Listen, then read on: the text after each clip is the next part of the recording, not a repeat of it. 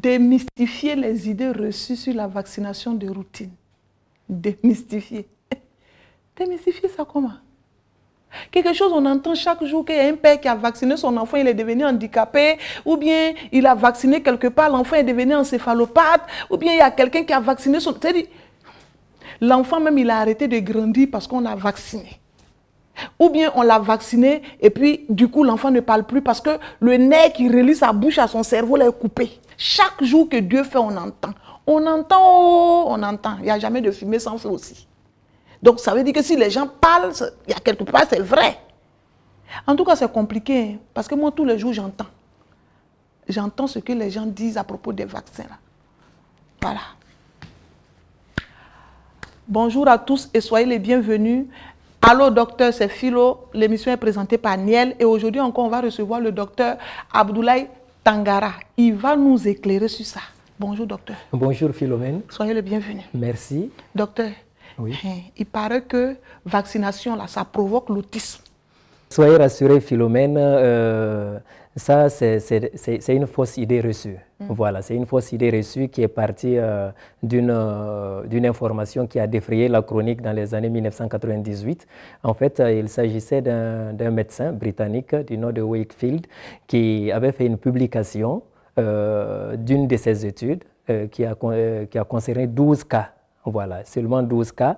Il s'est révélé après en fait qu'il a falsifié les résultats pour pouvoir arriver à la conclusion qu'il y avait un lien entre l'autisme et la vaccination. Plusieurs études, soyez rassurés, plusieurs études ont été menées après son étude et ont bel et bien établi, confirmé par A plus B, démontré, je dirais, par A plus B, qu'il n'y a aucun lien entre la vaccination et l'autisme. Et le vaccin qu'il avait incriminé en son temps, c'était le vaccin ROR. Ça veut dire le vaccin rougeole, oréon et rubéole. Mais heureusement que des études ont démontré que ce n'était pas vrai, qu'il n'y avait pas de lien. Parce que si on avait suivi cette information, ça allait être une catastrophe sanitaire. Je vous informe que de 2010 à 2018, la vaccination contre la rougeole seulement a permis d'éviter 23 millions de décès. Oui, docteur, on est d'accord sur ce que vous dites. Hein. Oui. Mais nous-mêmes, la population, c'est-à-dire que moi-même, personnellement, je suis là j'ai envie de comprendre beaucoup de choses aussi. Si vous, quelque part, vous falsifiez des documents pour nous embrouiller, puis après, vous venez encore dire non, c'est pas ça. Comment on peut vous croire, docteur? On ne peut pas croire parce que c'est compliqué, c'est vraiment très délicat. Oui, il faut dire que ça, c'était vraiment un cas isolé. Et vous savez que dans toutes les professions également, il y a, voilà, il y a des anti-vaccins. Hein. Donc, c'est le seul cas. Même parmi les médecins, il y a des médecins qui vont vous dire peut-être qu'ils ont peur du vaccin, ils ont.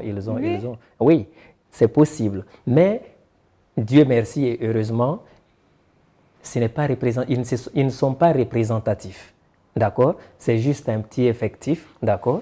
Mais docteur, oui, docteur, ce sont ces petits effectifs-là. C'est ça qui crée la polémique, c'est ça qui vraiment met dans la tête des gens des choses vraiment qui ne peuvent pas sortir. Parce que si, par exemple, tu t'en vas à l'hôpital et puis on te dit, si tu arrives là, il faut refuser qu'on te vaccine. Hein, parce que les docteurs de maintenant, là, quand ils finissent de te vacciner, tu ne rentres plus à la maison, tu restes là-bas, tu vois. Oui, il faut dire que c'est pas en réalité... Si vous ne vous entendez pas, c'est compliqué. Non, on s'entend très bien. On s'entend très bien. C'est par rapport à l'incrimination du vaccin ROR, soi-disant responsable de l'autisme, cette situation, pour rentrer dans les détails vraiment de ce qui s'est passé, en réalité, Wakefield avait des intérêts personnels. Il avait des intérêts personnels, il en voulait au laboratoire qui avait mis en place le vaccin ROR. Voilà. Donc, il y avait des intérêts cachés, oui, en réalité. Parce qu'il n'y a pas que... on ne s'est pas basé uniquement sur des études, d'accord, pour démontrer le contraire, mais une enquête a été diligentée. Et aujourd'hui, je vous rassure déjà, tous les acteurs de cette étude-là se sont rétractés. Voilà. Donc, pour vous dire qu'en réalité, il peut y avoir des défaillances, mais heureusement que c'est des cas quand même assez isolés. Sinon, l'ensemble des agents de santé, des médecins, savent que la vaccination est sûre, efficace, On le fait depuis très longtemps, depuis 40 ans, on le fait au Burkina, on n'a pas eu de problème. Docteur, on dit qu'il n'y a pas fumée sans feu.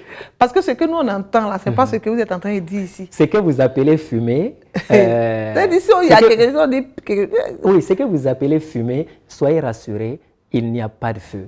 En réalité, oui, je vous rassure, il n'y a pas de feu. Vous voyez la fumée, moi je la considère, c'est les petits effets secondaires. Vous voyez, quand on fait la vaccination, d'accord, il peut y avoir des petits effets secondaires, une petite fièvre, une petite douleur, l'enfant pleure. Bon, on va dire que c'est ça, on va dire que c'est ça la fumée, Philomène. Non, il y a des femmes même qui refusent de se faire vacciner parce que selon elles, la vaccination là, ça rend stérile. Il y a des produits, ils ont mis dans le vaccin là pour venir nous rendre stériles. Nous, les femmes africaines, il ne faut plus en faire beaucoup d'enfants. Parce qu'on fait trop d'enfants, une seule femme peut faire 9, ça les fait mal. Donc, ils vont mettre des produits pour venir nous rendre stériles ici. Non, soyez rassurés. Donc, il y a des vaccins que nous, on arrive, là, on ne fait pas. Hein. Ah bon? Ah non, on ne fait pas. Non. En réalité, soyez rassurés. Je le dis et je le redis. Non, je le dis et je le redis. Les vaccins sont sûrs. Les vaccins sont efficaces. Vous pensez qu'un État responsable va dépenser des milliards chaque année pour aller payer des produits? L'État même ne sait pas. L'État... Ils vont vérifier comment que vaccin, là, ce qu'il y a à l'intérieur, là, c'est compliqué. Oui, mais il y a des laboratoires ici. Avant qu'un vaccin ne soit mis sur le marché, il y a des démarches, il y a la vérification. La sécurité des vaccins est exceptionnelle. On vérifie. Oui, la sécurité des vaccins est exceptionnelle. Et puis on teste aussi sur des gens. Bien sûr. On ne prend pas que n'importe qui ne rentre pas dans un laboratoire, mélanger quelque chose et puis sortir, dire voici un vaccin, ça protège contre ci, contre ça. Non, la sécurité, les vaccins sont contrôlés sur toute la chaîne de production. Et une fois qu'on se rend compte que le vaccin est fini, ils vont encore tester sur des gens, recueillir les effets secondaires, essayer de voir est-ce que, parce que dans la vaccination, il y a toujours ce qu'on appelle le rapport risque et bénéfice. Risque et bénéfice. Vous voyez, en réalité, il y a des gens qui disent eh bien, les vaccins, c'est pour nous rendre stériles et tout, ça effraie. Ça effraie, oui, mais en réalité, ce n'est pas vrai. Tous les jours, vous rentrez dans les pharmacies, sans ordonnance, vous payez du paracétamol. Oui. Vous prenez le paracétamol à tout bout de champ. Oui. L'ibuprofène, c'est pareil. Oui. C'est très efficace. Je ne dis pas que ce n'est pas efficace. Mais en réalité, je vous informe que vous courez plus de risques en prenant le paracétamol qu'en vous faisant vacciner. Ah bon? Ah si. Okay. Vous prenez plus de risques en prenant de l'ibuprofène qu'en vous faisant vacciner. Mais... Et vous prenez encore plus de risques en rentrant dans la circulation de Ouagadougou ici, là, qu'en vous faisant vacciner. Mais ça, c'est différent. Mais c'est toujours le risque et le bénéfice. En réalité, les effets secondaires qui sont quand même exceptionnels, qui sont rares par rapport aux bénéfices. C'est vrai, mais qui veut que ce soit son enfant qui soit Jean Tesla? C'est-à-dire rare, là, c'est sur enfant de quelqu'un. Non, mais ça, c'est pas à nous, notre niveau ici. Non, les vaccins, quand c'est fabriqué en Occident, tous les tests sont faits en Occident. Les études sont faites en Occident. Ils vont recruter des personnes volontaires qui vont s'engager à essayer le vaccin. Et c'est à l'issue de tout ça maintenant que l'autorisation est donnée au laboratoire de pouvoir commercialiser son vaccin. Et c'est quand le vaccin arrive chez nous ici, soyez sûr que le vaccin a déjà franchi toutes les étapes de contrôle. C'est la raison pour laquelle, je le dis et je le redis, les vaccins que nous utilisons pour vacciner nos enfants contre les 13 maladies cibles, c'est des vaccins sûrs, c'est efficace. Vous savez, chaque vaccin qu'on administre à quelqu'un, vous allez vous rendre compte que sur votre carnet de vaccination, on va mettre la date à laquelle ça a été fait, le nom du vaccin est mis, le lot du vaccin est noté. Tout ça, pourquoi? Parce qu'il y a une traçabilité. Si vous, Philomène, on vous vaccine tout de suite contre... Non, imaginez-vous, si on vous pique tout de suite contre l'hépatite B, on vous fait le vaccin de l'hépatite B, on a toutes les références. Ça veut dire que avec le nom du vaccin, le lot, la date de péremption, tout ça, ça ressort sur votre carnet. Alors, qu'est-ce qui se passe? Si vous avez des effets secondaires, on peut retracer. Ça veut dire, jusqu'à l'usine, jusqu'au jour de fabrication. Qui va tracer tout ça là pour aller faire quoi? Non, mais on trace. Il y a la surveillance des MAPI, la surveillance des manifestations adverses post-immunisaires. J'ai jamais entendu, docteur Boum, j'ai jamais entendu ça. Je reste convaincu que dans 90% des cas, la source de ce genre d'informations, c'est les réseaux sociaux. C'est les réseaux sociaux, oui. En réalité, la majeure partie des fausses informations reçues, c'est les réseaux sociaux. Mais docteur, il y a longtemps qu'on entend cette histoire de vaccin provoque telle ou telle maladie, la vaccination a rendu un enfant aveugle, par exemple, ou la vaccination a rendu un enfant handicapé, parce qu'on l'a pas... Peut-être que là, c'est l'injection, mais pas le vaccin, je ne sais pas. Mais il y a tellement longtemps qu'on entend ces genres de mythes-là autour du vaccin que les réseaux sociaux sont venus peut-être pour appuyer ce que les gens pensaient du vaccin depuis longtemps. Ok, d'ores et déjà, je vous rassure, c'est des fausses idées reçues. Okay. Il n'y a pas de lien entre faire le vaccin et l'enfant va devenir aveugle. Il n'y a pas de lien. Je ne vois pas ce vaccin qui va causer la cécité. Donc, il n'y a pas de vaccin aussi? Il n'y a pas de vaccin également qui va rendre handicapé. Ah, docteur, ça là handicapé, vous voyez, en réalité, la poliomyélite, le vaccin contre la poliomyélite, c'est pour éviter la poliomyélite, que nos enfants ne contractent la poliomyélite. La poliomyélite est une infection qui peut être très grave. On a vu tellement d'épidémies de polio et ça a rendu beaucoup... c'est une maladie qui peut être handicapante. Oui, mais docteur, si je ne parle pas de la poliomyélite, moi je parle du vaccin, de la vaccination. C'est-à-dire, juste après un vaccin, juste après une vaccination, l'enfant perd, comment on appelle, il perd sa jambe, ça veut dire qu'il ne peut plus bien marcher. On dit c'est le vaccin là, c'est le produit là qui est parti détruire ses nerfs. Il ne faut pas confondre la vaccination et les, comment je dirais ça, les traitements par voie injectable. Vous voyez, la vaccination, généralement, chez les enfants, c'est faite au niveau du deltoïde, au niveau du bras, ou bien au niveau de la face antérolatérale de la cuisse, généralement. D'accord?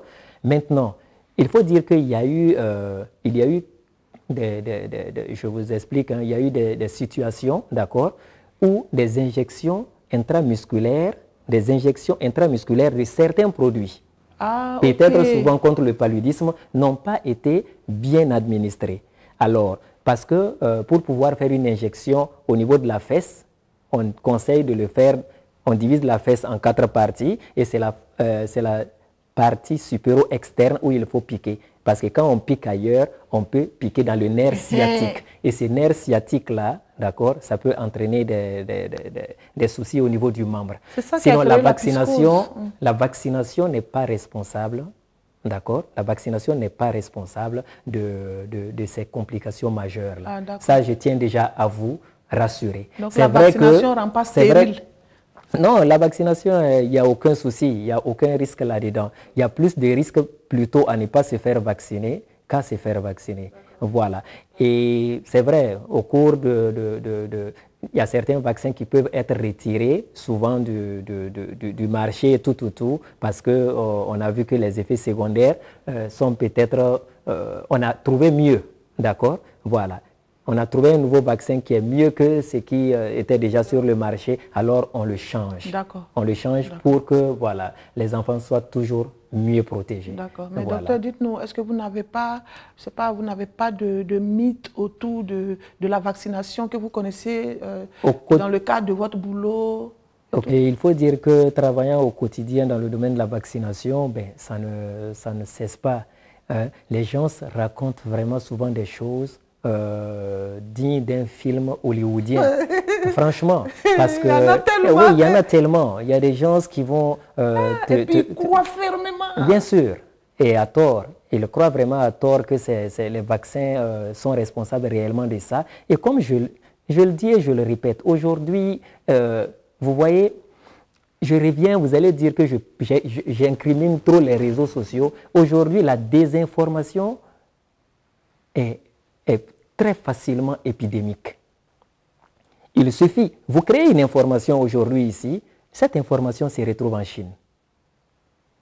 on se partage, l'information va très vite. Donc, quand il y a une désinformation, vous voyez, ça va très vite. C'est ce qu'on dit. Quand on salit ton nom, ça va très vite. Et quand on arrive à te rétablir là, on ne pourra pas rappeler tous ceux qui ont reçu la fausse information à ton sujet. Voilà, c'est ce qui se passe en fait avec la vaccination. Au nord du Nigeria, une partie de la population a commencé à incriminer, à dire que le vaccin contre la poliomyélite les Américains avaient mis un produit là-dedans pour rendre stérile les gens, d'accord? Alors, qu'est-ce qui s'est passé? Ou peut-être qu'il y a eu du cancer même à l'intérieur. À l'intérieur, bien sûr. Alors, qu'est-ce qui s'est passé? Il y a eu une très faible couverture, mais on a tous été témoins de la résurgence de la poliomyélite, avec ses complications. Voilà.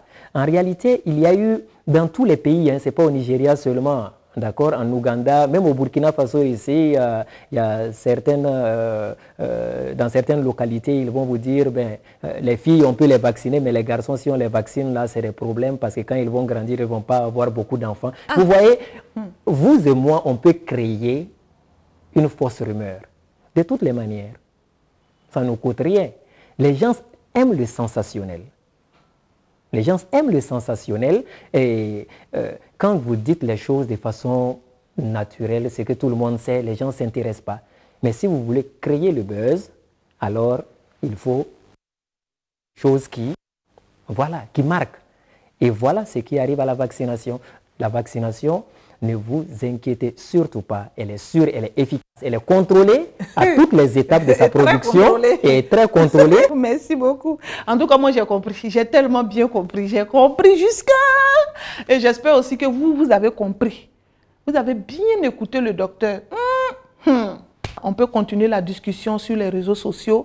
Vous tapez @NielCampagne sur Facebook. C'est la même chose sur Instagram, sur Twitter. On se retrouve là-bas. À très bientôt.